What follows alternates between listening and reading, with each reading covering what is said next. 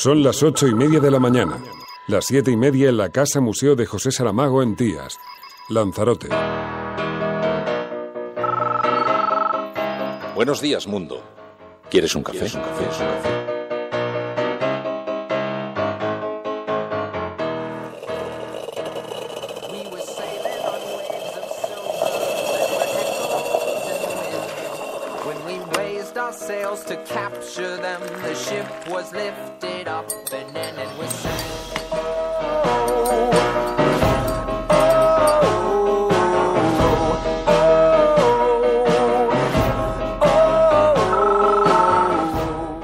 La Cafetera.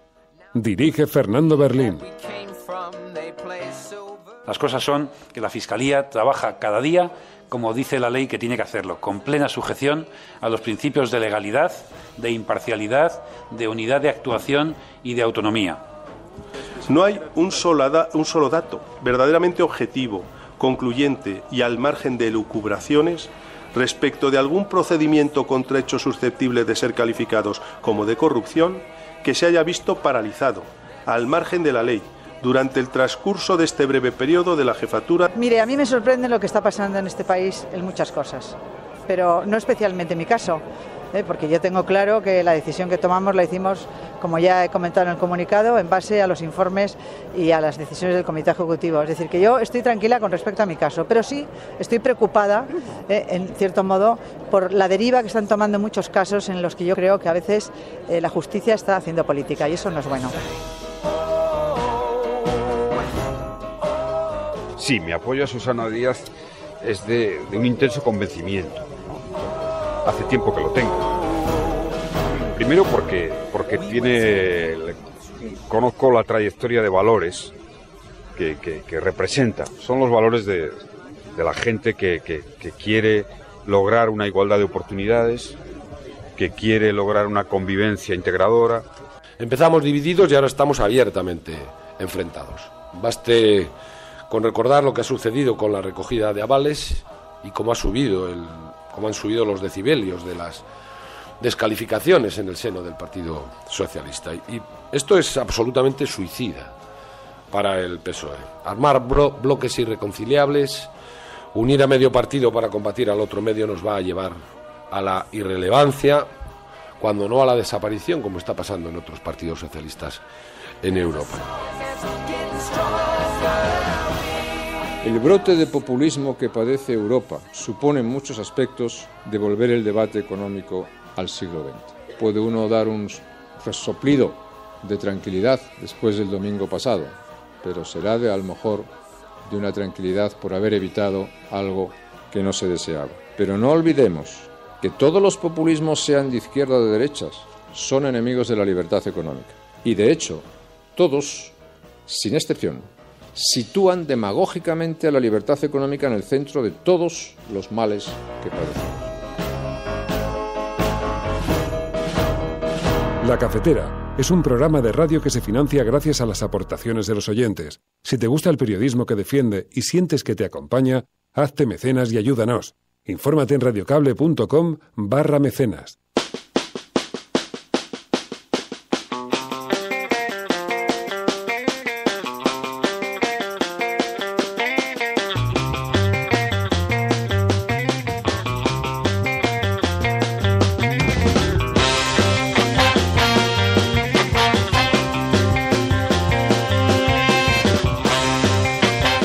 Muy buenos días, bienvenidos, Resistencia.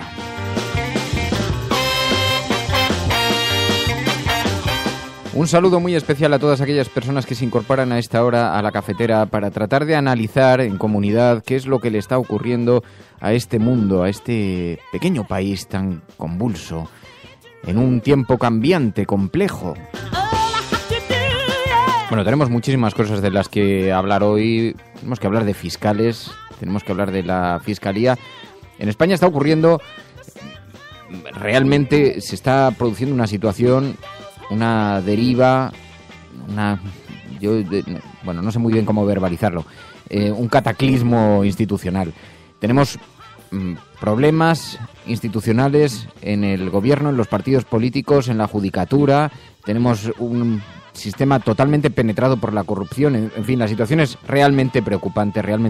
Y ayer tuvimos la comparecencia, ya lo sabréis todos a esta hora, de los fiscales y del ministro, y vivimos una sesión realmente bochornosa en el Congreso de los Diputados, con una defensa férrea del fiscal jefe anticorrupción, y lo vimos en manos del fiscal general, en manos del ministro. Bueno, de todo eso vamos a hablar hoy, y lo vamos a hacer además con Ignacio Prendes, con Nacho Prendes del Partido de Ciudadanos, que además tuvo una interpelación al ministro muy contundente. Le dijo, no le creemos nada. Vamos a tener la oportunidad de hablar del estado de la justicia en nuestro país. Bueno, muy buenos días, Ángel Trianero, Monse Merino, Fernanda, Norma Echarte, José David, Pablo, Alma, Juan Casamayor, tantas y tantos amigos, algunos Percebeiro Gude, José Tierras Altas, Lopillo, Ubelán, José David, Cris Picazo, Manuel Insúa,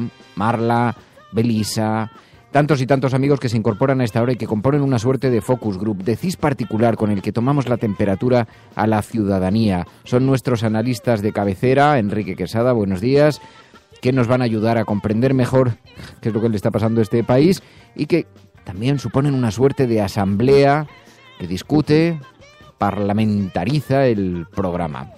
Estás escuchando La Cafetera y si lo estás haciendo, eres la Resistencia y no estás sola.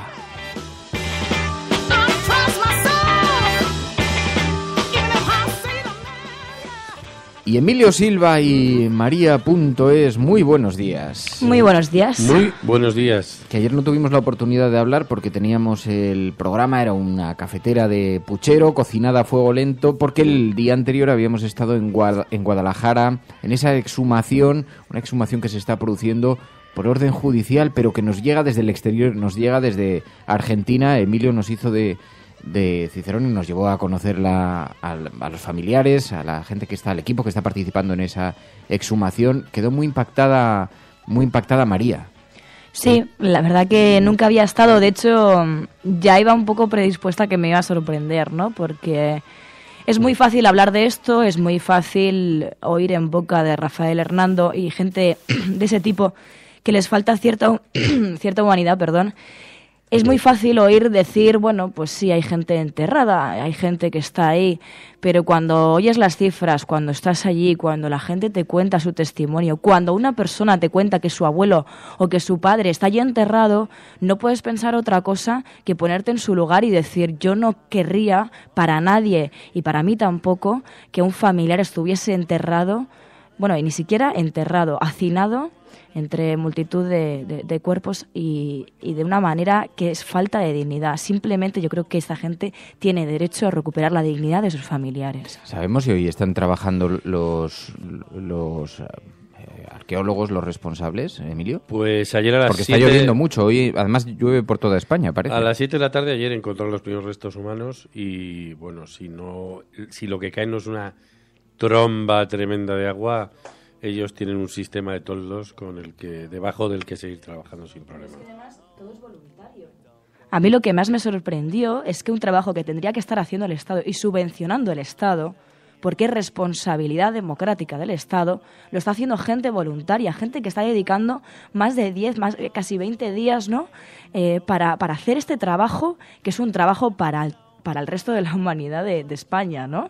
Para el resto de... Es impactante, es muy impactante ver a tantos voluntarios que están, en fin, con trabajo extenuante, porque es muy duro, además, físicamente, en esta exhumación de la fosa de Timoteo Mendieta en Guadalajara, y ver a los familiares de otros de las personas que están en esa misma fosa común esperando poder encontrar a sus familiares que han estado haciendo seguimiento durante años para concluir que están allí enterrados también, ¿no? Bueno, realmente muy impactante esto que está ocurriendo en un país que mira para otro lado, que hace como si no existieran las fosas comunes, como si no existieran los restos en la cuneta, y se da una paradoja muy llamativa, ¿no? Allí había varios corresponsales internacionales, además de algunos fotógrafos, estuvimos con Gervasio Sánchez, pero hay muchos periodistas internacionales que observan esto como una anomalía en el corazón de Europa, de la que singularmente no se habla en los medios de comunicación prácticamente para el fenómeno que supone, porque Emilio, son más de 100.000 personas las que se calculan que están en cunetas, ¿no? Pues con nombres y apellidos son 114.226, pero seguramente serán más. Muchas no han dejado jamás un rastro documental, su familia se exilió.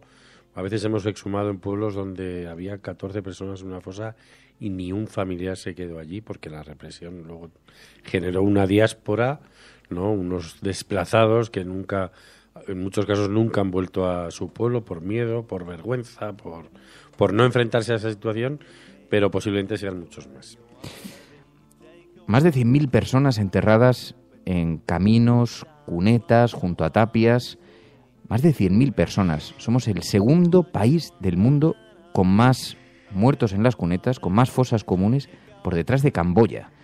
Es una cosa que a cualquier corresponsal internacional le escandaliza. Bueno, pues aquí en España, teniendo además una orden judicial que nos llega desde Argentina, está teniendo un recorrido relativo, un recorrido, en fin, en algún programa lo habéis visto en el intermedio, pero quedan relegados a estos programas. Esto sucede en Estados Unidos o esto sucede en el Reino Unido, se estarían haciendo películas día tras día y sería un auténtico escándalo. Bueno, ya por no hablar de Alemania, donde han tenido sus propios procesos y además donde todo esto ha quedado, en fin, socializado, ¿no? O sea, que se entiende de una forma casi... hay una conciencia social en torno a lo que ocurrió muy, muy clara, ¿no? Y lo que decía Emilio, el otro día estábamos aquí hablándolo, que precisamente estamos mirando a otros países en lugar... estamos mirando a otros países para esconder nuestras vergüenzas, que son muchas, y entre ellas esta, ¿no? Tendríamos que solucionar primero lo nuestro. Y algo muy significativo que me dijo Emilio era que el mismo día que se estaba debatiendo sobre la exhumación de Franco del Valle de los Caídos, ese mismo día se estaba hablando también de Venezuela. Bueno, España ha sido campeona de los derechos humanos abriendo juicios en audiencia de multitud de países. Casi todo lo que pasaba por la Audiencia Nacional que tuviera que ver con violaciones de derechos humanos y que ocurriera lejos, pues se admitía trámite, ¿no? Y de hecho, en España no tenemos una comisión de derechos humanos en el Congreso de los Diputados. En 40 años no la hemos tenido, siendo un país que sale de una dictadura. El único organismo de derechos humanos que tiene nuestro gobierno pertenece al Ministerio de Asuntos Exteriores. O sea, los problemas con los derechos humanos están fuera y lejos. Y si vas a pinchar al link donde dice prioridades españolas, pues ninguna prioridad española es en España, ¿no? Bueno, pues ayer estuvimos en esa exhumación en la fosa común en la que previsiblemente está enterrado Timoteo Mendieta y vamos a continuar, vamos a observar cómo van evolucionando esos trabajos de ese equipo de expertos, de voluntarios que están siguiendo la exhumación. Y yo animo a cualquier persona a ir por allí. Esto es en el cementerio de Guadalajara, los trabajos son de lunes a domingo, llegan sobre 9:30 de la mañana, acaban a las 7:30 de la tarde y es un lugar accesible y es una enorme lección de historia. Ojalá pasaran por allí todos los institutos de este país para conocer el país real, ¿no? Vivimos hace unos meses cómo Rajoy, en una entrevista con Jordi Évole, admitía la posibilidad de que esos desaparecidos no existieran, ¿no? Lo puso en duda. Y de hecho la asociación hace unos años denunció a Rafael Hernando por haber dicho eso de que había personas como Ascensión Mendieta que solo se acordaban de sus padres cuando había dinero, y la condena que se pidió era €1 como algo, bueno, porque era necesario por la vía civil pedirla, pero lo que realmente se solicitaba al Tribunal Supremo era que le condenaran, entre comillas, a trabajos a la comunidad y que se tuviera que ir de voluntario en la exhumación una semana, ¿no? Y así sabría directamente cuando habla de qué está hablando. Estás escuchando La Cafetera.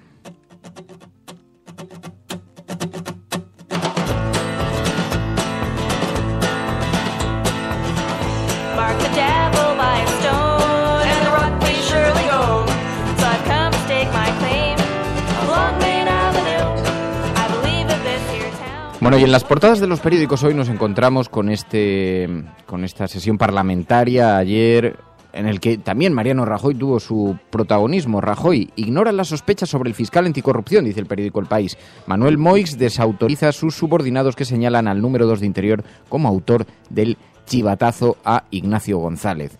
Dice el periódico El País que el presidente del Gobierno, el ministro de Justicia y el fiscal general hicieron ayer en el Congreso una férrea defensa del fiscal jefe anticorrupción, Manuel Moix, a quien la oposición acusa de no perseguir a fondo la corrupción. Bueno, lo que sabemos es que era el favorito, el cojonudo para Ignacio González, era el esperado fiscal jefe anticorrupción que le podía resolver sus problemas. Sabemos que en este momento Ignacio González está en la cárcel. Eso es lo que argumentan desde el Ministerio de Justicia, también desde la Fiscalía Anticorrupción y también desde la Fiscalía General. Está en la cárcel, pero el procedimiento está comenzando. Y a partir de ahora serán los fiscales los que tengan que validar o invalidar pruebas, los que tengan que decidir culpabilidades, porque Ignacio González está en prisión preventiva. Prisión preventiva. Así que, de momento, tenemos algunos indicios muy inquietantes, entre ellos las propias palabras de Ignacio González hablando de este fiscal. Pero hemos aceptado que ocupe la Fiscalía Anticorrupción y aquí no pasa nada. No pasa nada tanto que el propio ministro defiende estos nombramientos. Las cosas son que la Fiscalía trabaja cada día, como dice la ley que tiene que hacerlo, con plena sujeción a los principios de legalidad, de imparcialidad, de unidad de actuación y de autonomía. Que la Fiscalía Anticorrupción, con su fiscal jefe al frente, actúa y ha actuado cotidianamente en el más estricto cumplimiento de su estatuto orgánico y sin salirse ni un milímetro del cauce que dicho estatuto establece para dirimir controversias jurídicas. Controversias que existen, por supuesto, porque en la Fiscalía hay profesionales cualificados, autónomos, que tienen sus propios criterios y discuten entre ellos cotidianamente, como hacemos todos en nuestro trabajo, y al final hay un procedimiento para la fijación de un criterio. Y el fiscal jefe puede imponer criterio, porque la Fiscalía es una institución jerarquizada.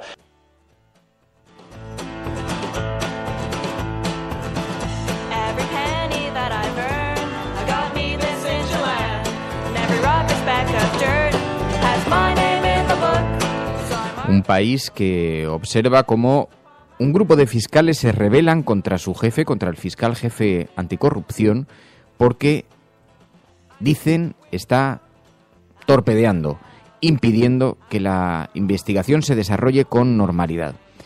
Y mientras tanto vemos al fiscal general defendiendo a su nombramiento, el del fiscal anticorrupción, y rechazando que Moix quiera beneficiar a una de las partes. Me siento satisfecho por el acierto de dicha designación al comprobar, de modo muy especial en la situación en que nos encontramos, su valentía y firmeza en el desempeño del cargo al servicio tan solo de la sociedad, del Estado de Derecho y de las garantías de todos los ciudadanos.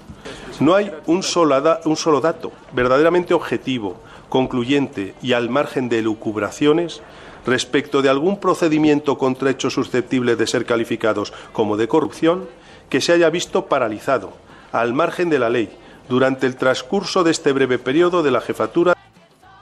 Eso decía el fiscal general defendiendo estos nombramientos, mientras con estupor toda la prensa observa lo que está ocurriendo, porque además ayer tanto el ministro como el fiscal general como el fiscal anticorrupción colocaron el foco sobre las filtraciones que han permitido a los ciudadanos saber que se estaban produciendo estos vasos comunicantes entre los poderes políticos, los poderes judiciales. Dice el periódico El Mundo en su portada, el fiscal general arropa a Moix y exige controlar a la prensa. Pide al Congreso una herramienta legal para evitar que los medios de comunicación puedan publicar las filtraciones, y tanto Maza como el ministro catalán descartan sustituir al fiscal anticorrupción. El fiscal general del Estado, José Manuel Maza, respaldó ayer en el Congreso al fiscal jefe anticorrupción, Manuel Moix, cuestionado por su intervención en la operación Lezo. En opinión de Maza, si algo grave ha sucedido en torno al caso, dice, si algo grave ha sucedido en torno a esto, no son los enfrentamientos entre fiscales del caso y sus superiores sobre el alcance de la investigación, sino que los medios de comunicación hayan obtenido y publicado datos de una causa bajo secreto. Por cierto, algunos datos los enviaba el propio gabinete de comunicación de la Fiscalía y los estaba enviando a todos los periodistas. Así que ayer el ministro se escudó en esto, dijo, no, yo no puedo pronunciarme sobre cuestiones que están siendo publicadas, que están bajo secreto de sumario. No, precisamente porque están siendo publicadas, usted tiene la obligación de pronunciarse. Porque hay un descrédito que crece, generalizado, en la justicia española. hay una conciencia extendida de que la justicia no es en absoluto independiente, que depende físicamente y está controlada por el gobierno. Y si la justicia está manejada y controlada por el gobierno, no es una buena justicia. Y como esto está extendido socialmente y el descrédito es creciente, la responsabilidad de introducir algún elemento de confianza en el sistema es del ministro. Y si el ministro es incapaz de introducir confianza en la justicia, entonces el ministro es el que no puede ser ni un día más el que ostente esa cartera, porque el daño para el sistema es absolutamente demoledor. Absolutamente demoledor. Bueno, la carrera de Rafael Catalá empezó casi como un matón de la política, ¿no? Cuando fue el accidente de Alvia y él pertenecía a la estructura del Ministerio de Fomento, quiero decir, estuvo directamente afectado, denuncia a una exdiputada del PP en la Asamblea de Madrid, Teresa Gómez Limón, que fue Catalá la persona que le llamó para presionarle para que dejara de protestar por la gestión del accidente, ¿no? Y que estuvo obstaculizando esa investigación desde el Ministerio, ¿no? Entonces, de ahí viene este ministro, que además utiliza unos códigos que para el común de los mortales son absolutamente perversos, porque el ser humano tiende a pensar que alguien habitualmente dice la verdad. Entonces nosotros tendemos a pensar que alguien, cuando defiende con esa firmeza, ¿no? Como lo hizo ayer en La Sexta, el número 2 del Ministerio del Interior, su inocencia, y a los fiscales a los que está protegiendo y con lo que está arreglando los líos de Ignacio González, pues juegan con ese código, ¿no? Uno es incapaz de entender que se pueda tener la cara tan dura de negar las maniobras que se están haciendo desde la Fiscalía, o de negar que el cambio, la sustitución del fiscal general del Estado que se hizo con el cambio de gobierno era precisamente para crear una Fiscalía a la medida de lo que se le venía encima al Partido Popular. Por eso se quitaron de en medio a la exfiscal general del Estado y han hecho todos estos nombramientos al principio del año, porque saben perfectamente lo que se les está viniendo encima. Estás escuchando La Cafetera.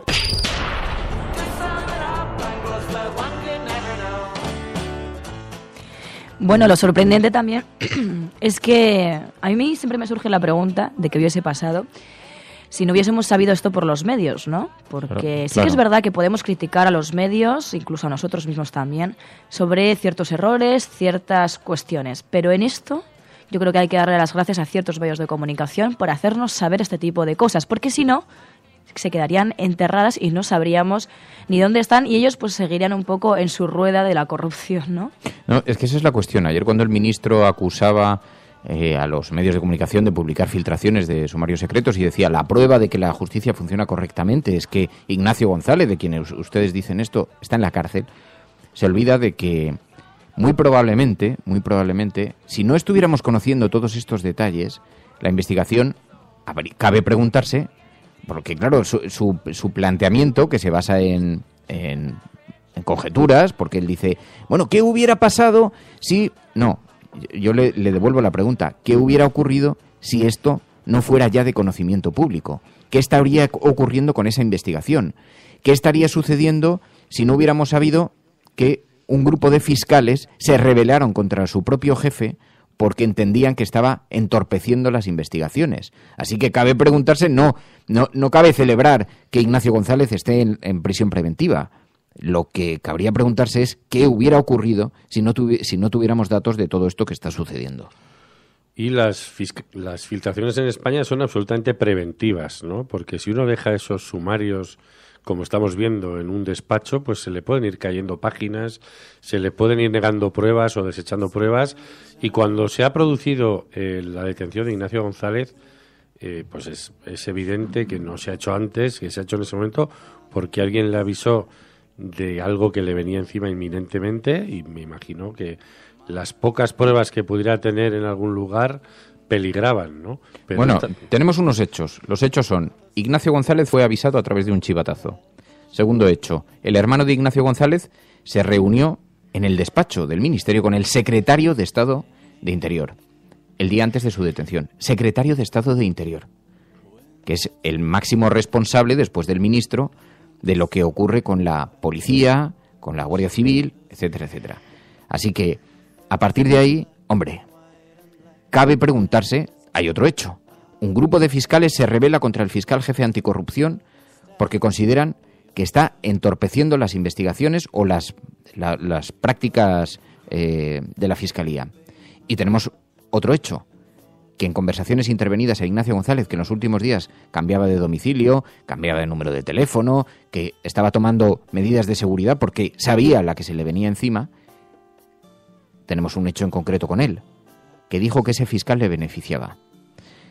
No hay que ser un ingeniero aeronáutico para hacerse un retrato de lo que está ocurriendo. No hay que hacerlo. Y si esto no hubiera sido desvelado por los medios de comunicación, hay que imaginarse qué es lo que estaría sucediendo también, ¿no? Estos son los hechos. Lo otro son especulaciones. Y ojo, a partir de ahora, lo que vamos a empezar a escuchar es que hay una guerra de fiscales, que la Fiscalía está politizada, que se están haciendo filtraciones interesadas para perjudicar al gobierno, y eso nos conduciría a una reflexión muy complicada. Veamos. En el Ministerio del Interior, guerra policial. Alguien no está sabiendo gestionar el Ministerio del Interior, no está sabiéndolo gobernar. En el Ministerio de Justicia, guerra entre fiscales. Alguien no está sabiendo gobernar la justicia de este país. Por lo tanto, en todo caso, aunque existieran esos bandos a los que se refieren, en todo caso, tendríamos que atribuirle las responsabilidades a aquellos que están en este momento dirigiendo eso, porque tienen la casa hecha unos zorros. Si esto hubiera ocurrido con otro gobierno, en lugar de estar hablando de la división interna que existe, de las batallas internas, lo que estaríamos diciendo es son incapaces de gobernar este país, porque son incapaces de poner control a la justicia, la policía. Es que es un auténtico escándalo el castillo de naipes, cómo se está viniendo abajo. So let's change. Oh yeah, let's change. Winter time and the living is so hard. Fish are invisible and the fields turn black and white. Porque además, mientras están proponiendo medidas para que los medios de comunicación no publiquen filtraciones, se da la paradoja de que son ellos mismos los que están enviando informes que pertenecen al secreto del sumario. Sí, de hecho, Berka nos envía justamente esta información de que Moix difundió el informe secreto que ha alertado al número 2 de Interior de las sospechas sobre él. Esta es una información que hemos encontrado en el diario.es y nos la ha enviado Berka, y dicen que el extracto entregado a los medios compromete la investigación a José Antonio Nieto por el chivatazo a Ignacio González, según fuentes del caso. Dicen que los fiscales se opusieron a la publicación, aseguran estas fuentes, mientras que el entorno de Moix dice que uno de ellos dio su autorización. Entonces, la utilización de los medios a lo mejor vale para unas cosas y para otras no lo sabemos. Aquí todo tipo de interpretaciones caben. Él, que también mintió hablando de que en Alemania estas cosas se perseguían judicialmente, ¿no? Y proponiendo que en España se acabara con las filtraciones, además pidiendo no solo eso. Ayer el fiscal general del Estado pidió herramientas al Congreso de los Diputados para poder perseguir las filtraciones. O sea, les ha más o menos reclamado que en el Código Penal incluyan algún tipo de artículo para evitar las filtraciones. Por supuesto, las filtraciones que a ellos les interesan. Pero yo creo que esto es, y lo digo con todas las palabras, un golpe de Estado judicial. O sea, cuando alguien colapsa el poder judicial de un país y lo convierte en independiente de la justicia, está frenando y obstaculizando un pilar fundamental en la democracia, ¿no? Y esto tiene una gravedad que debería plantarse el Congreso de los Diputados y quedarse encerrado donde está hasta que toda esta gente salga y saque las manos del Poder Judicial, porque están defendiendo a quienes atacan los servicios públicos. Y si luego escuchamos a Concepción Dancausa con ese cinismo hablando de que la han imputado porque la justicia se está politizando, que eso ya es el límite del cinismo, ¿no? Porque claro que se está politizando, no se está politizando, que igual si se politiza la justicia no pasa nada, se está partidizando, ¿no? Y ella lo dice como dándole la vuelta al guante, ¿no? Que es como si la estuvieran persiguiendo, cuando precisamente todas estas fiscalías lo que están haciendo es protegiéndoles. En efecto, el Juzgado de Instrucción número 15 de Madrid incoa diligencias por presunto delito societario contra la actual delegada del Gobierno, Concepción Dancausa, por una actuación en Mercamadrid del año 2013, cuando era concejala del Ayuntamiento de la capital. Y ayer ella se defendió poniendo en cuestión las acciones y la politización de la justicia. Que lo digan ellos da incluso preocupación. Mire, a mí me sorprende lo que está pasando en este país en muchas cosas, pero no especialmente mi caso, porque yo tengo claro que la decisión que tomamos la hicimos, como ya he comentado en el comunicado, en base a los informes y a las decisiones del Comité Ejecutivo. Es decir, que yo estoy tranquila con respecto a mi caso, pero sí estoy preocupada, en cierto modo, por la deriva que están tomando muchos casos en los que yo creo que a veces la justicia está haciendo política y eso no es bueno. La justicia está haciendo política y eso no es bueno, dice Concepción Dancausa. No hay más preguntas, señoría. Es que no lo podía resumir mejor ella misma. Bueno, este es un caso que tiene que ver con Mercamadrid, de una cosa que ha hecho en varias ocasiones la Comunidad de Madrid, ¿no? Esto es 2 parcelas que están en Mercamadrid, que se ceden con una tasa que tiene que pagar una empresa que para la explotación de 2 negocios, entre ellos un hotel. Esa empresa se quita de en medio, deja de pagar. Mercamadrid va a juicio, porque es lo que le corresponde, defender sus derechos, pero acaba firmando un contrato por el cual se le carga a Mercamadrid con una deuda que va pagando hasta el año 2032 de 700.000 euros, ¿no? Que está haciendo un daño al erario público. Esto pasó en Madrid y eso Leo Bassi organizó una vez una visita a lo peor de Madrid. En la Comunidad de Madrid había un empresario que se dedicaba a reciclar todos los aceites de los coches que cambiaban su aceite de motor. Todo este aceite, en vez de reciclarlo, lo llevó a Arganda del Rey, a una enorme laguna donde hay metros y metros y metros cúbicos de aceite manchado. La Comunidad de Madrid, por haber incumplido este hombre todo el dinero que recibió para reciclar, debería haberle perseguido judicialmente. ¿Qué hizo en contra? Le compró la laguna por 14.000 euros, cuando le hubiera costado 12 millones de euros limpiarla.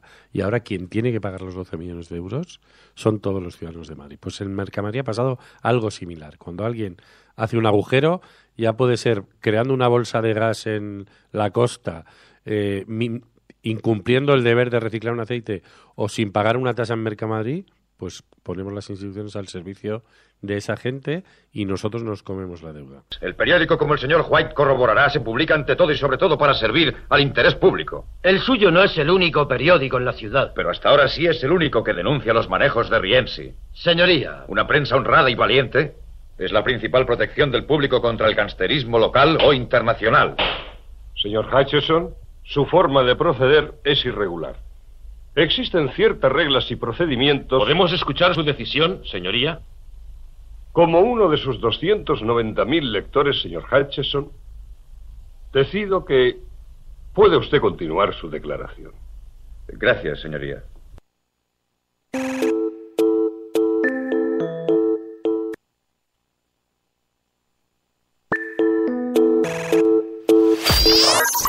Estás escuchando La Cafetera.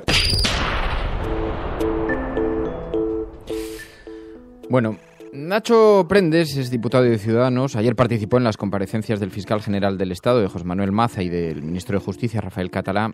Se les vio muy preocupados por las filtraciones más que por la corrupción o por la falta de recursos para investigar. Y nos gustó mucho la intervención de Nacho Prendes. Señor Prendes, muy buenos días. Buenos días y muchas gracias por esa valoración. En primer lugar, me gustaría que nos dijeras cómo observaste estas comparecencias de ayer del ministro, del fiscal general del Estado. ¿Cómo los valoras? ¿Qué te parecieron? Bueno, me parecieron claramente insuficientes, ¿no? Yo creo que no se ofrecieron explicaciones sobre la cuestión principal, ¿no? Que es el asunto del nombramiento del señor Moix al frente de la Fiscalía Anticorrupción, ¿no? Los antecedentes de ese nombramiento, muy preocupantes, que hemos ido conociendo por los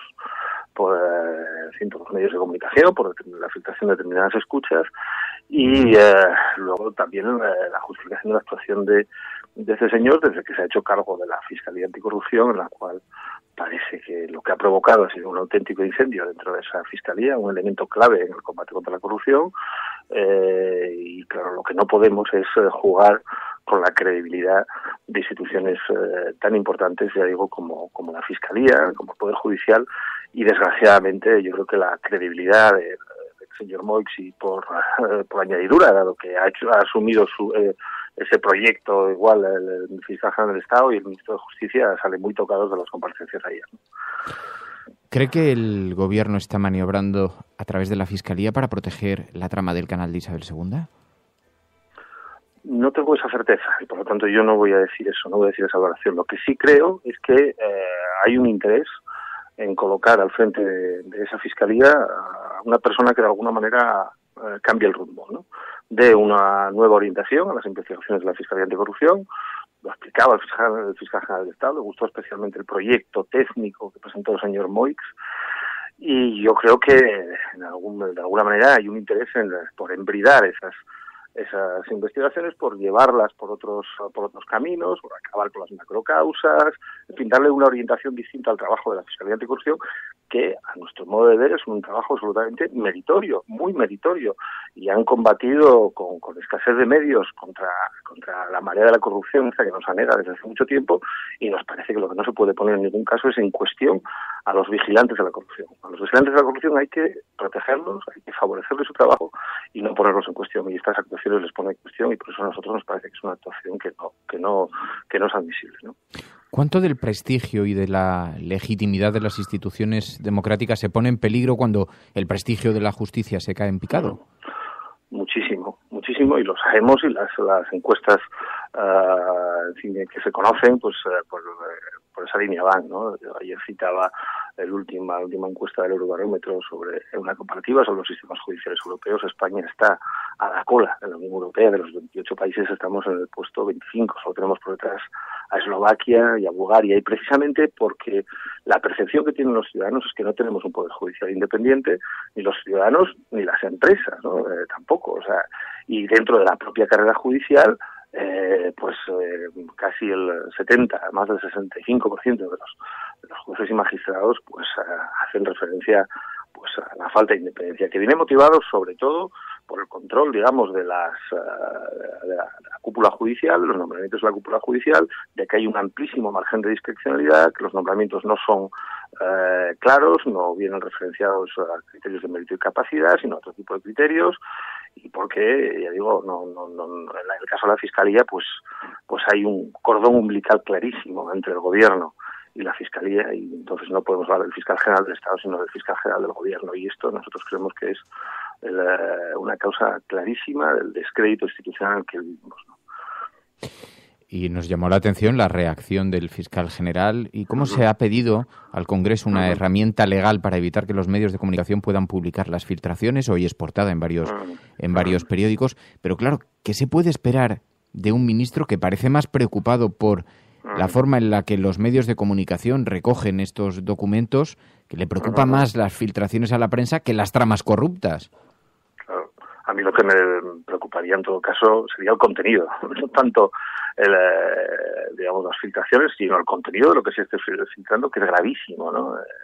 Desde, en fin, esas conversaciones de Ignacio González, y donde se ve que hay una maniobra clarísima, donde se está moviéndose, digamos, en todo el entramado institucional y político del PP madrileño y del propio Gobierno del Estado, como el propio ministro de Justicia pues le manda ese cariñoso mensaje, cuando ya se sabía en aquel momento que este señor, Ignacio González, estaba siendo investigado, no por este caso, pero sí por otro caso anterior que tenía abierto.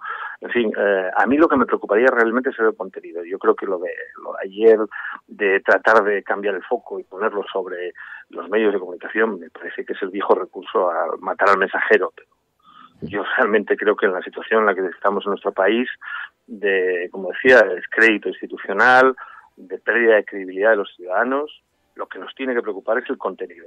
Y a eso es algo que hay que responder, y no han dado respuesta a ese contenido, escudándose en criterios puramente formales, y realmente tenemos que ir al fondo del asunto y no como digo, pues tratar de acabar, de matar al mensajero, acabar con la actividad de la prensa. Tantas cosas que en este país hemos conocido a través de la prensa, ¿no?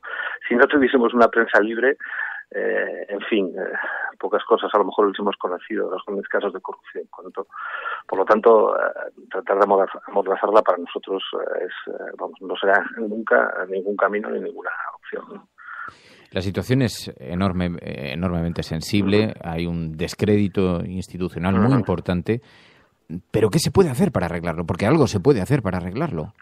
¿Qué medidas se deberían tomar para tener un poder judicial verdaderamente independiente? No, el camino de las reformas, y muchas de esas reformas están recogidas en el pacto de Ciudadanos con el Partido Popular. El problema es que nos está costando ponerlas en marcha, ¿no? La supresión de los aforamientos, la supresión de los indultos por casos de corrupción, el cambio del sistema de nombramiento de los vocales del Consejo del Poder Judicial para que no sea un reparto por cuotas partidistas o por cuotas asociativas, que también será el caso, ¿no? Como decía, romper el cordón umbilical entre Fiscalía General del Estado y Gobierno. Todas esas reformas están planteadas, están comprometidas y nosotros las estamos impulsando y poniéndolas en marcha, ¿no?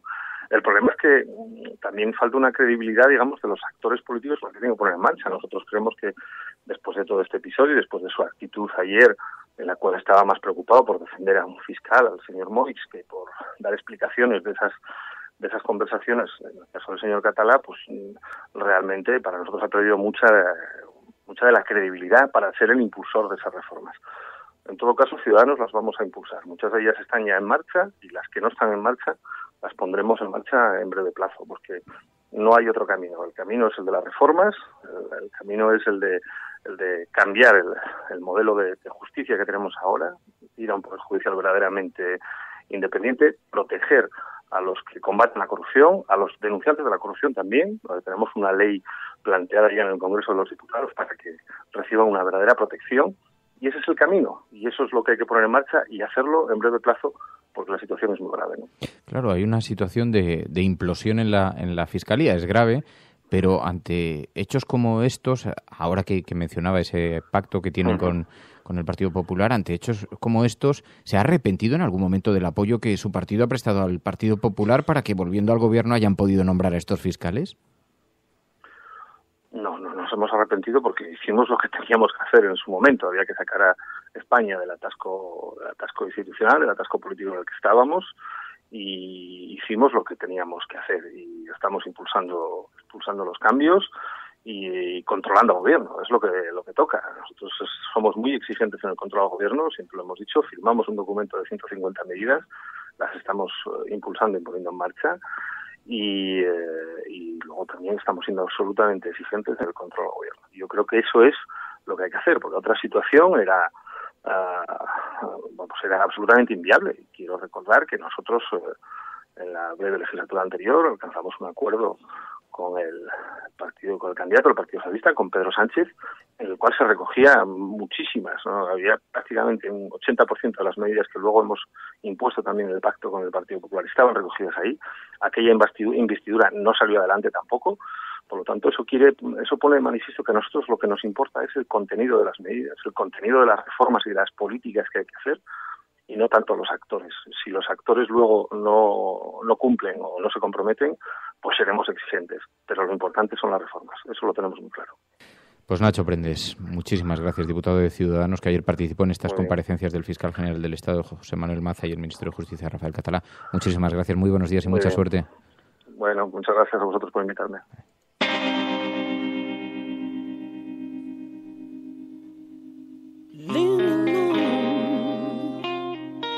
Just need to be on my own.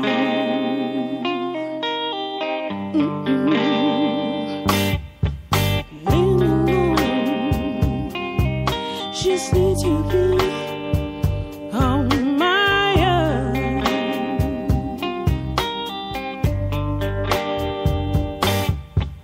I sick and tired. I cut out the storm of madness. It calls no directions. Bueno, mientras tanto vemos la oposición del Partido Socialista en un segundo plano, a pesar de los numerosos asuntos que hay sobre la mesa complejos y de que podrían aprovechar como espacio político. Dice el periódico La Razón, aunque hoy llevan muchos en su portada el partido del Real Madrid Atlético. Sabéis que, bueno, hubo ayer un gran partido, entonces los medios de comunicación, por cierto, un partido que ya aprovechó el gobierno para, durante la celebración del mismo, enviar la petición de que Mariano Rajoy pueda, sabéis que tiene que comparecer como testigo, pueda testificar en el caso que se está siguiendo, en el caso Gürtel, puede hacerlo por videoconferencia a distancia, y aprovechó que se estaba jugando el partido para lanzar eso, para que pasase desapercibido, cosa que consiguió con bastante éxito, porque esto lo llega a plantear en otro momento, otro día, y acaparan las portadas de los periódicos. Pero bueno, dice el periódico La Razón: el PSOE busca acercar a Rajoy por la corrupción, pide que abra la comisión Bárcenas. La disputa con Podemos podría retrasar su constitución hoy. El PP quiere que el presidente declare por videoconferencia en el juicio de Gürtel. Agria bronca en el Congreso a cuenta del caso Lezo, dice el periódico La Razón. Bueno, mientras tanto, el Partido Socialista se encuentra sumido en esta recta final para sus primarias, así que le escuchamos poco centrado en estos grandes temas y le oímos hablar, sin embargo, mucho sobre lo que le está ocurriendo al propio Partido Socialista, ¿no? Con una ausencia cierta, además, de los protagonistas principales, que no se están exponiendo nada. De hecho, hoy en la portada del periódico El País, ayer el periódico El País organizó un debate entre supuestamente los candidatos, los tres principales contendientes sobre el futuro del PSOE, y no participó ninguno de ellos. Fue Óscar Puente, del equipo de Pedro Sánchez, Rafael Simancas, en representación de Pachi López, y Juan Segovia, portavoz de Susana Díaz. Pero ninguna cabeza de relevancia en fin, de ninguno de los tres candidatos. Así que, mientras tanto, el PSOE, mientras vemos una implosión evidente en la justicia y en la democracia española, el PSOE dice que es suicida el debate entre los socialistas. Empezamos divididos y ahora estamos abiertamente enfrentados. Baste con recordar lo que ha sucedido con la recogida de avales y cómo han subido los decibelios de las descalificaciones en el seno del Partido Socialista. Y esto es absolutamente suicida para el PSOE. Armar bloques irreconciliables, unir a medio partido para combatir al otro medio, nos va a llevar a la irrelevancia, cuando no a la desaparición, como está pasando en otros partidos socialistas en Europa. Estoy convencido que los votos no se van a corresponder con los avales.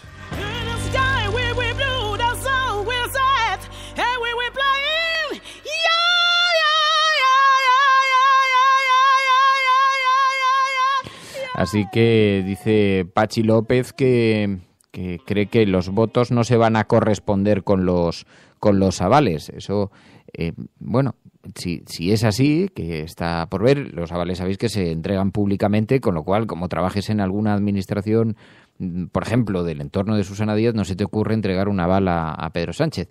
Pero bueno, visualiza en todo caso las posiciones.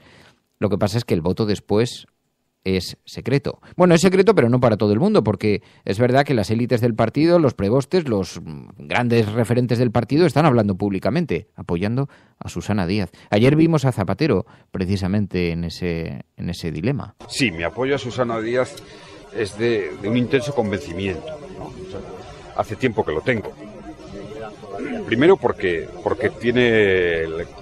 conozco la trayectoria de valores que representa. Son los valores de la gente que quiere lograr una igualdad de oportunidades, que quiere lograr una convivencia integradora, y además que representa, yo creo que algo muy importante, ¿no? Susana Díaz representa, sí, lo voy a decir aquí, ¿no? Representa una tradición, el socialismo de Andalucía, que no solo en la etapa democrática, sino antes de la etapa democrática, en toda la historia, pues ha dado grandes aportaciones.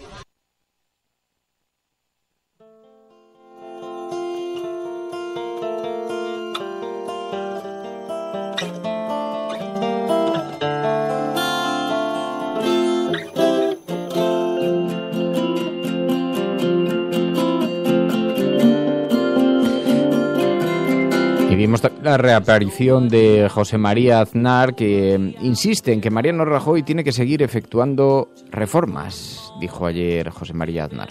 El brote de populismo que padece Europa supone en muchos aspectos devolver el debate económico al siglo XX. Puede uno dar un resoplido de tranquilidad después del domingo pasado, pero será a lo mejor de una tranquilidad por haber evitado algo que no se deseaba. Pero no olvidemos que todos los populismos, sean de izquierda o de derechas, son enemigos de la libertad económica.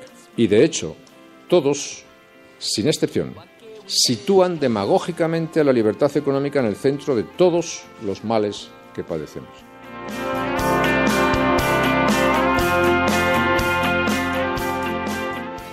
Las palabras de José María Aznar. Estás escuchando La Cafetera y si lo estás haciendo, eres la Resistencia. No estás sola. Pick up the pieces and living my life straight out of a book makes me know you're all that could matter. It's you, it's me. Why can't we live how we want it to be? It's you, it's me. We used to live life symmetry. It's Si dejamos que una hormiga se enfrente a nosotros, todas podrían hacer lo mismo. Esas hormigas, aunque sean unas canijas, nos superan en 100 contra 1. Y si llegasen a esa conclusión, se acabaría nuestra forma de vida. No es cuestión de comida. Lo que importa es mantener a esas hormigas a raya. Por eso vamos a volver. ¿Alguno de vosotros quiere quedarse? It's me. Why can't we live how we want it to be?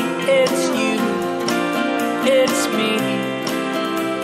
We used to live life symmetry. It's you, it's me. Why can't we get... Ya veo que hay mucho enfado en el chat por las palabras de José María Aznar, pero bueno, realmente eso sí que ha cambiado.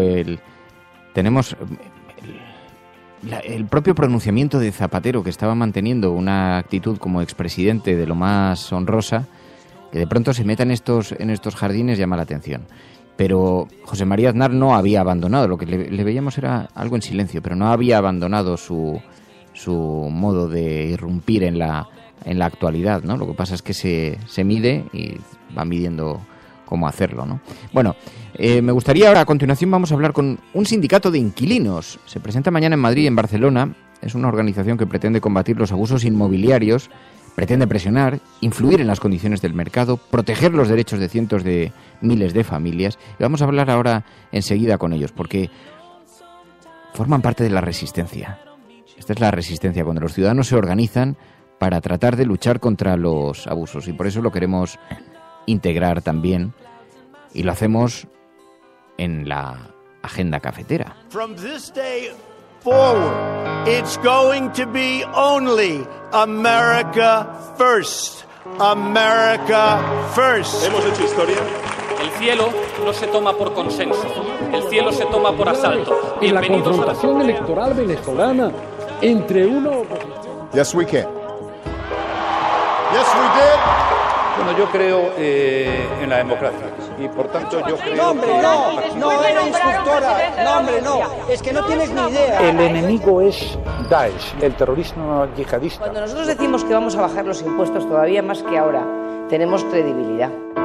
Más allá de la agenda setting, está la agenda de los oyentes de la cafetera. Buenos días, cafetera. Parece lo que les pasa es que no sale el... Una agenda que coloca el foco precisamente sobre aquellos que son la resistencia, aquellos que protestan, que luchan, se defienden contra los abusos, contra los fuertes. Inés Gutiérrez, muy buenos días. Hola, buenos días. Oye, ¿cuáles son las razones por las que hace falta un sindicato de inquilinos? Bueno, pues en este caso el Sindicato de Inquilinos e Inquilinas de Madrid, que nos presentamos mañana junto a una plataforma similar en Barcelona, pues nuestro objetivo principal es defender y mejorar las condiciones habitacionales de los hogares de inquilinas, ¿no? De las personas que viven de alquiler en hogares de los que no son propietarios. Yo creo que que cualquier persona que haya buscado piso o habitación de alquiler en una ciudad como Madrid, por ejemplo, pero en muchas otras, como también en Barcelona, se habrá dado cuenta de cómo están los precios. Los alquileres son altísimos y la calidad de la vivienda, pues la verdad es que deja mucho que desear, ¿no? Entonces nos encontramos ante una situación de emergencia habitacional. Por un lado, con los altos precios de los alquileres, en un país y en unas regiones donde los salarios son cada vez más bajos. Por ejemplo, para que nos hagamos una idea, el precio medio de una habitación en Madrid o en Barcelona ya supera los 400 euros al mes. Esto supone que muchas personas tengan que destinar pues la mitad de su salario en un alquiler, ¿no? Por otra parte, existen muchos desahucios por impago del alquiler. En 2016 el 60% de los desahucios fue por este motivo. Y por otra parte, sobre todo en los centros de las ciudades, se están dando muchas expulsiones de vecinos y vecinas que están en alquiler por grandes inmobiliarias y fondos de inversión que compran los edificios enteros para reformarlos y subir los precios y por tanto echan a las vecinas actuales o para hacer pisos turísticos. Se termina convirtiendo en una operación de especulación que expulsa a los vecinos. ¿Qué es lo que le estáis reclamando vosotros a las administraciones públicas? Bueno, pues nosotros en realidad estamos en pleno proceso de organización y de presentación, ¿no? Pero sí que se nos ocurren muchísimas iniciativas y muchísimas medidas que podrían tomarse, por ejemplo, desde las administraciones. Una de ellas es la posibilidad de intervenir el mercado de alquiler, que actualmente está totalmente dejado de la mano del libre mercado, ¿no? Se nos ocurren muchas ideas para esas viviendas que recorren Madrid y que recorren en general todo el Estado, que están vacías. Pues hay alternativas de uso social para personas que no pueden pagar grandes rentas por el alquiler, ¿no? O, por ejemplo, construir vivienda pública, que en España apenas hay políticas de construcción de vivienda pública. Es decir, se nos ocurren muchísimas medidas para las administraciones. Nosotras, un poco nuestra idea es construir este sindicato en torno a 3 patas, que por un lado estaría, pues, por supuesto, la presión a las instituciones y a la administración. Por otro lado, también una construcción de servicios internos del propio sindicato, pues asesoría, servicio jurídico para que se respeten los contratos, para que no haya abusos, para que se depositen los avales. Y por otra parte, una pata muy importante que es la de apoyo mutuo. Esto nos lo han enseñado otros movimientos y otros grupos, pues también por el derecho a la vivienda. Es importante como huir del asistencialismo y generar espacios de unión, de encuentro, de resistencia y de empoderamiento con inquilinos e inquilinas, pero también con otros colectivos y grupos que luchan pues por la vivienda y por otros problemas sociales, ¿no? Uno de los debates más intensos que se están produciendo en las ciudades está relacionado con el uso turístico de los pisos. ¿Hasta dónde deberían llegar las limitaciones? Pues nosotros lo que pensamos con la cuestión de los pisos turísticos es que efectivamente es necesaria una regulación, pero esta regulación no sirve de nada o es el chocolate del loro si no se llevan a cabo otras políticas en materia de vivienda y en concreto del alquiler. Que exista esta proliferación actual de pisos turísticos y de plataformas como Airbnb en el centro de las ciudades solamente es un indicador, es un indicio de que el negocio inmobiliario se ha trasladado a los centros de las ciudades.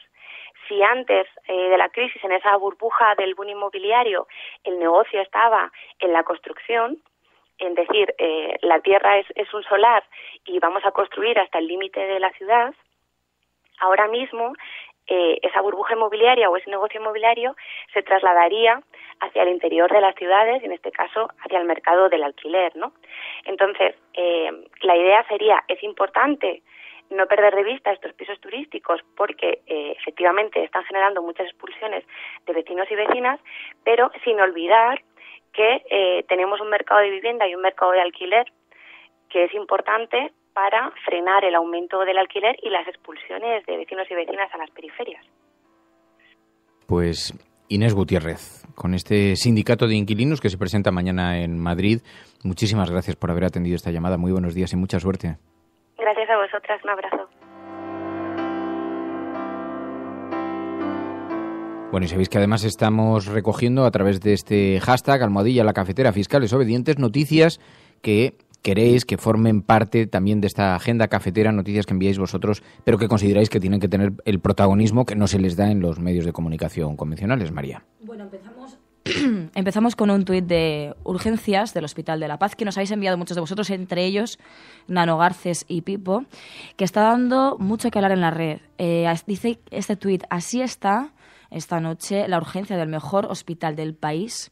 Y se dirige a Jesús Sánchez Martos, consejero de Sanidad de Madrid, y Cristina Cifuentes. Dice, no les da vergüenza tenernos así, pero es que además en esa misma cuenta de urgencias del Hospital de la Paz, si lo seguís, veréis que siguen enviando fotos en las que la situación de ese hospital es denigrante.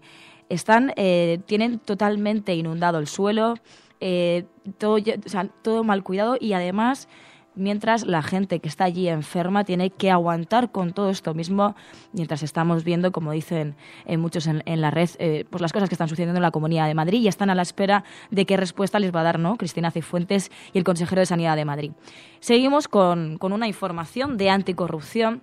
Y es que nos envía Juan Muñoz de que Anticorrupción acusa a Iberdrola de ganar 20 millones al manipular el precio de la luz. Es la primera vez que la Fiscalía Anticorrupción lleva a los tribunales penales a una eléctrica, en este caso, explica el fiscal, por un delito contra el mercado y los consumidores del artículo 281 del Código Penal. En los periodos más crudos de los últimos inviernos, las asociaciones de consumidores han alzado la voz contra la subida de la tarifa eléctrica. La compañía defiende en su caso que su comportamiento fue perfectamente racional y legítimo y que Competencia interpretó los hechos de una manera sesgada e incorrecta. Los hechos que investiga ahora el juez Ismael Moreno se produjeron entre el 30 de noviembre y el 23 de diciembre de 2013. Ya entonces, la presunta manipulación derivó en un escándalo que obligó al Gobierno a cambiar todo el sistema de fijación de precios de la luz. Ahora, la Guardia Civil sigue instrucciones del juez Moreno. Ha registrado las sedes de Iberdrola en Bilbao y Madrid en busca de la documentación sobre este presunto fraude. Iberdrola asegura, por su parte, que ha facilitado toda la información requerida por los agentes y básicamente es la misma que ya entregó a la CNMC. Así que estaremos alerta a ver qué ocurre con este caso. Y Ángel Trianero nos vuelve al pasado, pero volvemos a la actualidad también, porque el Estado sigue sin pagar por el accidente del YA 42. Esta es una información que nos recomienda Ángel Trianero, es de Sara García en el Huffington Post, y dice: como siempre y por la prensa o buenos amigos, nos enteramos de la resolución de la vía de responsabilidad patrimonial del Estado en relación al YA 42, firmada por la ministra María Dolores de Cospedal, en la cual se admite que no tuvieron en cuenta los avisos sobre el riesgo de estos vuelos y, por tanto, son responsables directos de aquel accidente, concluyendo con que se rechazan las propuestas de indemnizaciones que habían llevado a cabo los familiares porque, como se explica en esta misma sentencia, el resarcimiento económico ya había sido generado. Y dice esta misma persona, Sara García, dice, obviamente todo esto resulta satisfactorio, el que admitan su culpa públicamente y en una resolución como esta, pero está vacía de justicia real, de la justicia que pedimos, y es lo que me gustaría que supiera toda España. Por eso en este artículo ella quiere decir que admiten esta culpa públicamente, pero que van a seguir luchando por llegar a una justicia real, como decía ella. Y vamos a una información que además Emilio también nos había enviado, nos la envía también Berka, y es que el Tribunal General de la Unión Europea ha tumbado la decisión de Bruselas de rechazar la iniciativa ciudadana contra el TTIP y CETA. La Corte de Luxemburgo sentencia que el Ejecutivo Comunitario infringió el Tratado de la Unión Europea. En septiembre de 2014, la Comisión Europea denegó el registro de una iniciativa contra estos polémicos tratados comerciales y hoy, como decimos, sus impulsores ya han recogido más de 3,5 millones de firmas en rechazo al TTIP y al CETA. Y terminamos recordando a aquellos que siempre es importante que recordemos porque muchas veces quedan en el olvido en nuestra rutina diaria, ¿no? Euroindignado nos envía la información de que 1.000 sillas vacías han simbolizado este miércoles los más de 16.000 refugiados a la espera de ser acogidos por España como España prometió. España se comprometió a acoger a 17.337 personas antes de septiembre y quedan 140 días. y solo han acogido a 1.304, lo que supone que solo han cumplido un 7% de la cifra a la que se comprometieron. Por este motivo, Oxfam y Save the Children instalaron en la Universidad Complutense de Madrid este miércoles, como decimos, 1.000 sillas vacías para simbolizar a todas aquellas personas que siguen, como decimos, a la espera de la voluntad de Europa. Buenas noches, Resistencia. Cenando cometo el error de hacerlo escuchando las noticias. Oigo como un barco lleno de refugiados lanza llamadas de emergencia a Italia, no le escuchan. Llaman a Malta. Llamar a Malta, que estáis más cerca. Llaman a Malta y nada. Respuesta similar. Consecuencia trágica. 200 muertos, 80 niños. Siguiente noticia. Incidentes entre hinchas del Atlético de Madrid y Real Madrid. En esto nos hemos convertido. No estáis solos. Allá donde vayáis. Sois nuestros muertos. Ha sido absolutamente vergonzoso ese suceso, como tantos y tantos, del que al final no tenemos noticia porque suceden en medio del mar, y si no fuera por Proactiva y otras tantas organizaciones que van dando cuenta cada día de lo que está ocurriendo en el Mediterráneo, no tendríamos ninguna noticia con esta desidia tan vergonzante del gobierno y de las autoridades europeas. Bueno, y mientras tanto estoy viendo las imágenes, las fotografías que nos hacéis llegar sobre lo que está ocurriendo en el Hospital de La Paz. Encima es mi hospital de referencia, que tengo que ir mañana, no, el miércoles que viene. Y está totalmente inundado. La cuenta de Urgencias La Paz en Twitter es una exhibición de despropósitos, de acoso, de agresión a la sanidad pública. Es una exhibición de vergüenza. Y claro, esto pasa porque, entre otras cosas, han estado expoliando lo público desde las administraciones. Hola, Resistencia. Soy Xavi, desde Barcelona. ¿A qué nos lleva la corrupción? A cosas como las del Hospital Clínic de Barcelona, donde cierran camas, cierran habitaciones porque los profesionales que hay allá usan las camas, y al mismo tiempo tienen la última planta privatizada para atenciones médicas que pueden costar, lo sé por una amiga que estuvo, como 400 euros día. Esto no es un tema de que sea Barcelona y lo que gritan tanto de Cataluña y la corrupción también. Es un tema global que mata, no da pena, mata. ¿Querías decir algo, Emilio? Bueno, esto que está pasando con La Paz, que ha pasado con unos cuantos hospitales públicos en todo el estado, que quizá en la Comunidad de Madrid se agrava porque aquí se construyeron 7 hospitales nuevos y descendió el número de camas hospitalarias en la pública, una especie de paradoja, ¿no? Pero hacían falta esos hospitales de los que tanto ha presumido Esperanza Aguirre. Pero este deterioro de la sanidad es una forma de generar una privatización por estampida, ¿no? Porque alguien que visite ese centro médico hoy, pues tiene bastantes probabilidades de hacerse un seguro privado esta tarde, ¿no? Y de vez en cuando el Partido Popular genera este tipo de crisis, quiero decir, deja este deterioro, como fue la crisis del doctor Montes, quiero decir, provoca una serie de escándalos en la sanidad pública precisamente para favorecer el hecho de que haya un movimiento demográfico hacia los seguros privados. Y son cosas totalmente calculadas, quiero decir, que no ocurren por un accidente, sino que hay una planificación para hacer ese trasvase de usuarios de la sanidad pública a la sanidad privada. Bueno, y porque también yo creo que sí, muchos políticos que han hecho este tipo de actuaciones legales, algunas legales y otras ilegales, si hubiesen estado en ese hospital, si hubiesen sufrido lo que está sufriendo esta gente, porque no olvidemos, un hospital no es un ayuntamiento, no es otro sitio más que un sitio en el que hay gente enferma, que además de que estés enfermo tengas que aguantar esto. Yo creo que muchos políticos, si estuviesen allí, pues a lo mejor podrían sentir o tener cierta empatía. Creo, ¿no?, que debiera ser en eso. Obligatorio no solamente para la clase política, que estoy absolutamente seguro de lo que voy a decir, creo que tendrían la obligación e incluso el impedimento legal de poder disfrutar de seguros privados, y tendrían que tener la obligación de utilizar aquellos recursos que son ellos los responsables de gestionarlos. Porque si uno pasa 2 horas sentado en una sala de oncología, que se te cae el alma a los pies de cómo están las paredes, de cómo están las instalaciones, del estado de la maquinaria, del estado de los que están trabajando allí, echando horas mucho más allá de lo que recomienda ya el sentido común, no ya la ley. Y después de ver eso, que alguien tenga la desvergüenza de presumir públicamente, como hizo el otro día Cristina Cifuentes, del sistema sanitario madrileño, hay que tener muy poca vergüenza, mucho más cuando estamos viendo hoy las imágenes que estamos viendo. Y debiera ser de obligado cumplimiento, porque eso sí, luego cuando tienen un accidente los tratan en el ala especial de los hospitales, que los que presumen todavía de que van a la sanidad pública, porque yo lo he visto, tienen habitaciones concretas y no duermen en la misma habitación que dormía yo, donde no había mampara y donde si usted tenía a medianoche que hacer sus necesidades o a media tarde con la familia del visitante de al lado al completo a su lado, se tenía usted que fastidiar y hacerlo.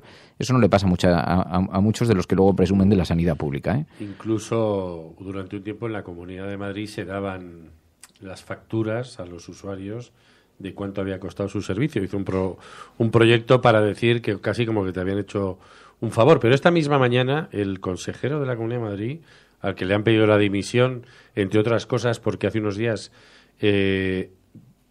dimitió el responsable de oncología infantil del Hospital Gregorio Marañón por reclamar más camas que le llevan negando durante meses, y han pedido la dimisión del consejero y ha dicho que él no va a dimitir y que está orgulloso de ser la cabeza y que la vida le ha hecho este regalo de ser el responsable de la mejor sanidad del mundo, ¿no? Justo claro. Antes de ver estas imágenes.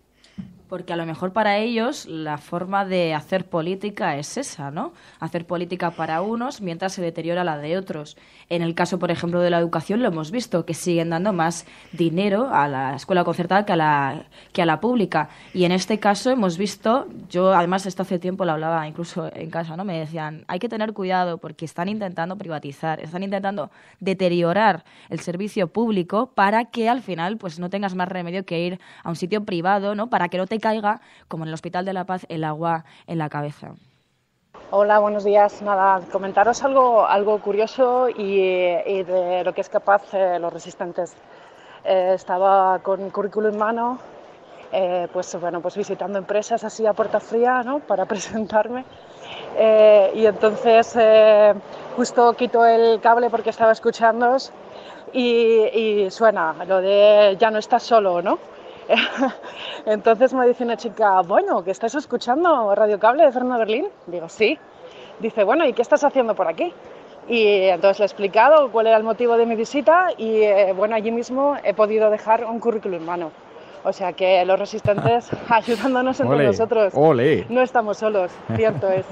Buenos días, buenas tardes y buenas noches. Un beso a todos.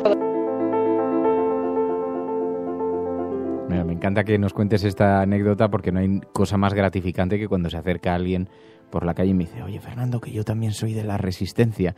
Tenemos que llevar un símbolo, un icono. Ya estamos aprendiendo mucho para la siguiente gran quedada.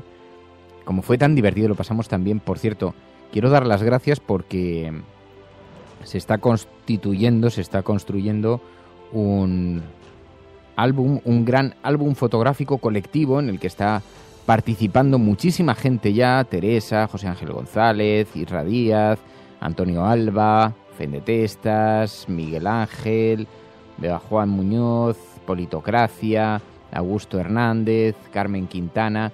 Bueno, un gran álbum fotográfico de imágenes gracias a Letra Escarlata, que lo ha abierto. Y entonces hay decenas ya de fotografías. Lo he tuiteado, lo voy a volver a retuitear, porque si recogisteis fotos aquel día, pues sería muy interesante que estuvieran todas centralizadas y así las podamos compartir, las podamos ver entre todos como buen viaje colectivo que hicimos. Pues después del viaje hay que ver las fotos.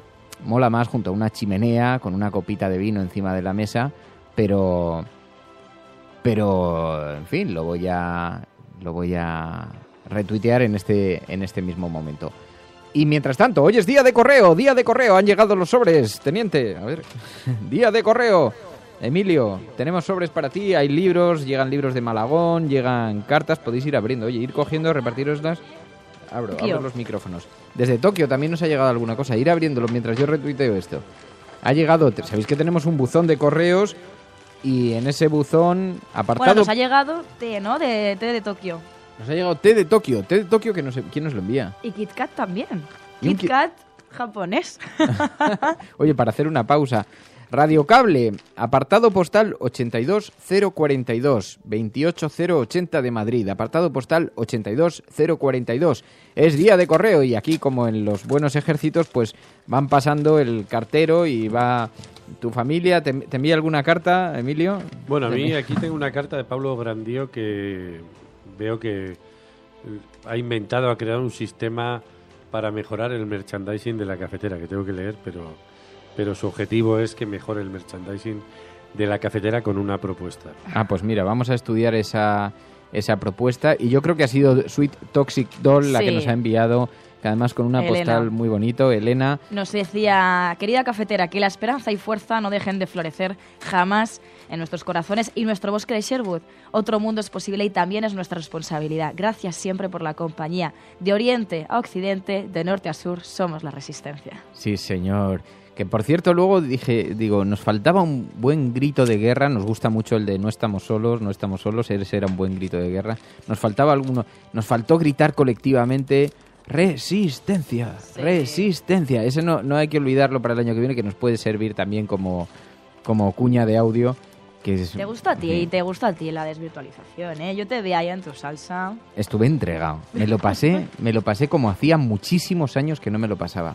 Por tratarse de un sueño cumplido, tantas veces verbalizado aquí en el programa, por el clima tan amable, tan genial de la gente, tan simpático, por todos los cariños que recibimos, por las caras que pudimos ponerle a muchas de las personas que teníamos virtualizadas y que pudimos desvirtualizar, fue precioso. Bueno, estoy retuiteando ahora mismo el álbum de fotos que ha construido Letra Escarlata, pero que es colaborativo, así que podéis subir todas las fotos que hayáis hecho en este gran encuentro cafetero, en gran encuentro virtual, y así podemos ir sumando más imágenes y centralizarlas todas en un sitio. Más cosas.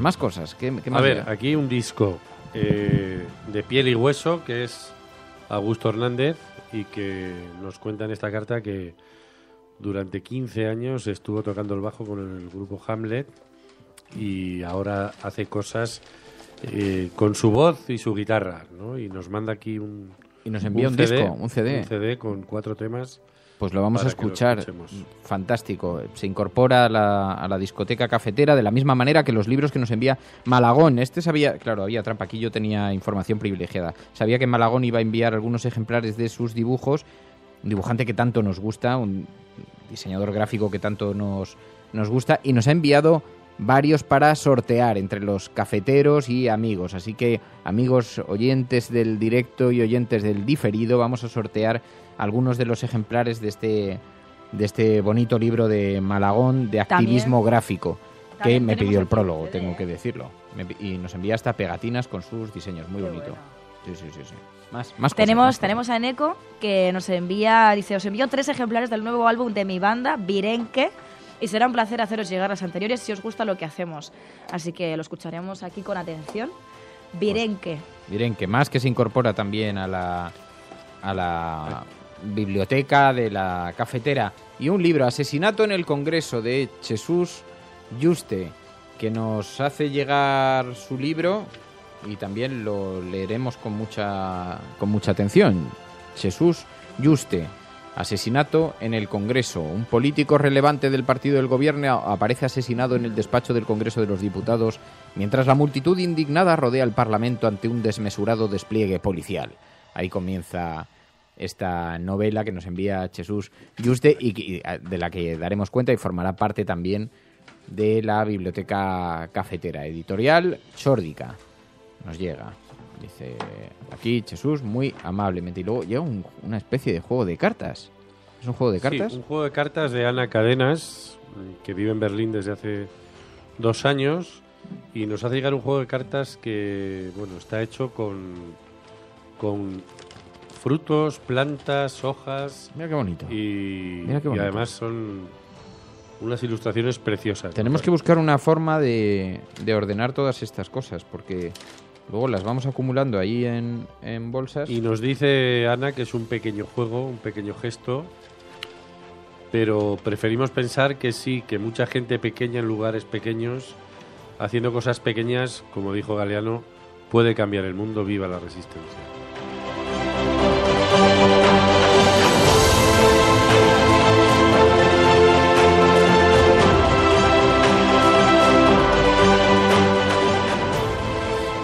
Bueno, pues así nos vamos a marchar agradeciendo a tantas y tantas personas que se sienten parte de esta familia cafetera y que nos hacen llegar hasta el buzón del apartado postal para que nosotros tampoco nos sintamos solos. Nos hacen llegar libros, algún disco, recuerdos, algún pequeño regalo, a veces té, a veces café, y os lo agradecemos de verdad de corazón, porque es tan importante saberse acompañado, tan importante. Bueno, y tenemos que dar las gracias a un montón de gente que se han hecho mecenas en los últimos días. Llevo unos días sin leerlos, así que se me acumulan los deberes. Manuel, Cristian, Rocío, Patricia, Esperanza, Roberto, Bonifacio, Jesús del Pozo, Francisco Javier, Patricia, Rocío, Cristian, Peter, Manuel, Oriol. Son nuevos mecenas del programa de La Cafetera. Son personas que ayudan a que este programa pueda salir adelante, pueda continuar, pueda crecer poco a poco como lo vamos haciendo y pueda seguir en marcha, en el camino, en la carretera. Estás escuchando La Cafetera. Si lo estás haciendo, eres la resistencia y no estás sola. Emilio te acompaña, que quiere decir algo. No, yo quiero pedir gente que mande cosas para el Día Cultural, porque a veces parece que hay un cierto centralismo, entre comillas, ¿no? Que pasan muchas cosas en Madrid, pero está bien que lleguen cosas desde otros lugares. Pues mañana es viernes y mañana en los mensajes del WhatsApp podéis enviar vuestras recomendaciones culturales desde todos los lugares de España y desde luego desde otros lugares del mundo donde consideréis que haya algún evento digno de ver, y quién sabe, si algún cafetero está por allí cerca, pues podrá asistir, y si no, en todo caso nos sirve a nosotros para que nos hagáis un pequeño resumen de en qué consiste y qué os ha parecido. Bueno, nos vamos. Acordaros ahora de pasar por la carnicería de carne cruda. Mañana más. Si estás escuchando esto, eres la resistencia y no estás sola. La Cafetera es un programa de radio que se financia gracias a las aportaciones de los oyentes. Si te gusta el periodismo que defiende y sientes que te acompaña, hazte mecenas y ayúdanos. Infórmate en radiocable.com/mecenas.